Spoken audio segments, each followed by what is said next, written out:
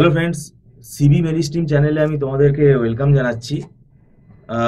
তোমরা যারা বিসিএ পড়ছো ম্যাকআউট ইউনিভার্সিটি থেকে, মানে যারা বিসিএ সেকেন্ড সেমেস্টারের স্টুডেন্ট, তোমাদের 4 বছরের কোর্স।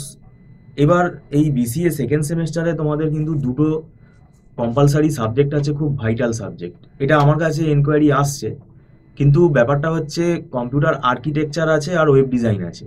এই ওয়েব ডিজাইনটা কিন্তু ইকুইভ্যালেন্ট টু 2 সাবজেক্ট, মানে একটা জাভাস্ক্রিপ্ট একটা পার্ট আর এইচটিএমএল সিএসএস একটা পার্ট। এবার জাভাস্ক্রিপ্টের মধ্যে যেটা আছে আমরা দেখেছি সেটা হচ্ছে অ্যাঙ্গুলার জেএসও আছে। তো জাভাস্ক্রিপ্টটা তোমাকে ভালো করে শিখতে হবে, তারপরে অ্যাঙ্গুলার জেএস। তো এই জিনিসটাই কিন্তু স্টুডেন্টরা মানে বুঝতে পারছে না, তারা কিন্তু আমাকে জিজ্ঞেস করছে। এবার ব্যাপারটা হচ্ছে সময়টা এত কমে গেছে, এই সময়ের মধ্যে কিন্তু প্রিপারেশন নেওয়াটা কিন্তু খুবই ডিফিকাল্ট। তো আমি অনেক দিন আগে থেকেই অ্যালার্ট করেছি, ওয়েব ডিজাইনের পরীক্ষাটা কিন্তু যথেষ্ট টাফ। কেননা এখানে কিন্তু তোমার একটা মানে কোড তুমি মেশিনে তোমায় করতে দিলে তুমি তো করে দেবে কপি পেস্ট করে, কিন্তু খাতায় লিখে আসতে হবে। সেমেস্টারের এক্সামে লিখে আসা ওয়েব ডিজাইন সাবজেক্টটাকে খাতায় ইমপ্লিমেন্ট করা, এটা কিন্তু একটু ডিফিকাল্ট। এটার অনেক নিয়ম আছে, কোড লিখতে হবে, ছবি আঁকতে হবে, অনেক রকমের ব্যাপার আছে। ডিজাইনের কোডটা সেখানে আমাদের জাভাস্ক্রিপ্টের ফাইল আলাদা করে মেনশন করতে হবে। কেস স্টাডিজ যদি দিয়ে দেয়, একটা স্যাম্পল ওয়েব পেজ যদি বানাতে দেয় কোনো একটা অ্যাপ্লিকেশনের, তাহলে সেটাকে আমরা কিভাবে মানে স্ট্র্যাটেজিক্যালি কিভাবে অ্যান্সারটা লিখবো।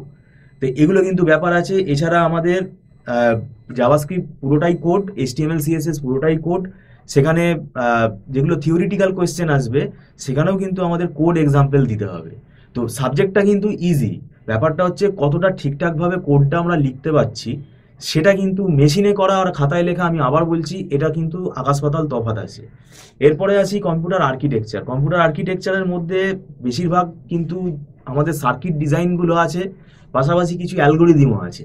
তো এই সার্কিট ডিজাইনগুলো কিন্তু বুলিয়ান অ্যালজেব্রা, ডিজিটাল ইলেকট্রনিক্সের সাথে খুব লিঙ্ক, এবং সার্কিটগুলো একটু বড় বড় সার্কিট রয়েছে। তারপরে প্যারালাল কম্পিউটিং সাবজেক্ট যে চ্যাপ্টারটা আছে ওটা কিন্তু খুব ইম্পর্টেন্ট, কেন ওখানে কিন্তু প্যারালাল কম্পিউটেশনের উপর অনেক রকম ম্যাথামেটিক্যাল প্রবলেম আসে। এবং মেমোরি ম্যানেজমেন্টের মধ্যে কিন্তু আবার অ্যালগোরিদম আছে, register transfer language, assembly language. তো এগুলো কিন্তু মানে শিখতে হবে, না শিখে কিন্তু পরীক্ষার 2 মাস আগে 3 মাস আগে তুমি যদি ওই পড়ো, মানে থিওরি যদি পড়ো, তাহলে কিন্তু হবে না। আর শুধু থিওরি পড়লে এখন কিন্তু নাম্বার কমে যাবে, কারণ এখন পরীক্ষা ব্যবস্থাটা খুব স্ট্রিক্ট হয়ে গেছে। খাতা যে দেখা হচ্ছে সেটা কিন্তু খুব স্ট্রিক্টলি দেখা হচ্ছে।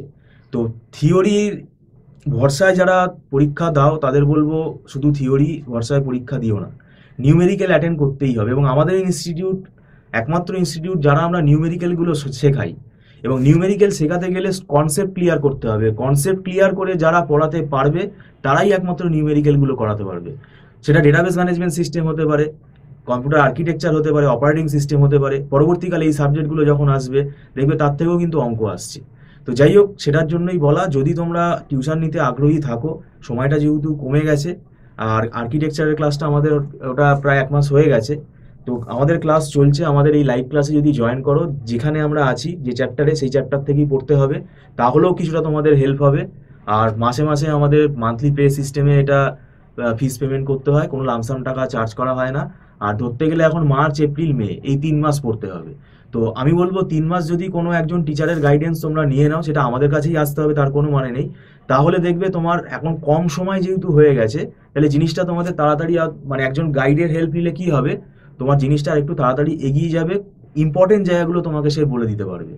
আর আমাদের ইনস্টিটিউটে আমরা তো নিজস্ব নোটস আমরা প্রোভাইড করি, সেগুলো আমাদের হাতে লেখা নিজেদেরই নোটস, তো সেগুলো তোমাদের হেল্প করবে। তো ভিডিওটা সম্পূর্ণ দেখার জন্য তোমাদেরকে ধন্যবাদ জানাচ্ছি। আর যারা এখনো পড়া শুরু করনি তারা কিন্তু পড়া শুরু করে দাও, কারণ এবারে সময়টা আমি বরাবরই বলছি অনেক কম আছে ইভেন সেমেস্টারে। তো ভিডিওটা সম্পূর্ণ দেখার জন্য থ্যাংক ইউ সো মাচ।